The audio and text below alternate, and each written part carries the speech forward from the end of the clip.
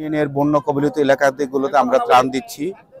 আমরা বিএনপির ভারপ্রাপ্ত চেয়ারম্যান জনাব তারেক রহমানের নির্দেশে আমরা ত্রাণ কার্যক্রমগুলো আমরা পরিচালনা করছি এবং এখানে আমাদের সাথে দৌলতপুর উপজেলা বিএনপির প্রতিষ্ঠাতা সভাপতি সহ স্থানীয় গণ্যমান্য ব্যক্তিরা আছেন। আমার সাথে উপস্থিত আছেন ছাত্রদল কেন্দ্রীয় কমিটির যুগ্ম সাধারণ সম্পাদক এই চিলমারি ইউনিয়নের কৃতি সন্তান দেওয়ান সাইদুল ইসলাম পলাশ, উপস্থিত আছেন কুষ্টিয়া জেলা ছাত্রদলের বিপ্লবী সদস্য সচিব খন্দকার তসলিম উদ্দিন নিশাত সহ ছাত্রদল, যুবদল, কৃষক দলের আহ্বায়ক আরিফুল ইসলাম নান্নু সহ বিভিন্ন অঙ্গ সংগঠনের নেতৃবৃন্দ উপস্থিত আছেন।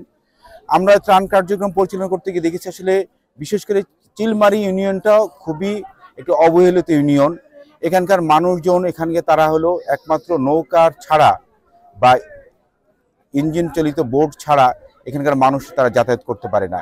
এলাকার মানুষের দীর্ঘদিনের দাবি এলাকার মানুষের একটা সেতুর জন্য।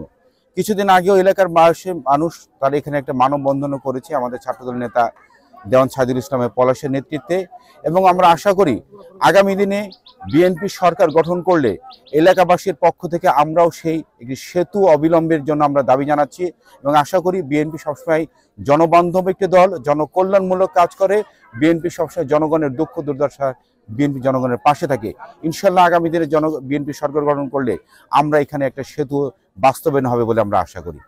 এবং এখানে আপনারা জানেন শুধু এটা না, দৌলতপুর উপজেলা বাংলাদেশের একটি অন্যতম বৃহৎ একটি উপজেলা।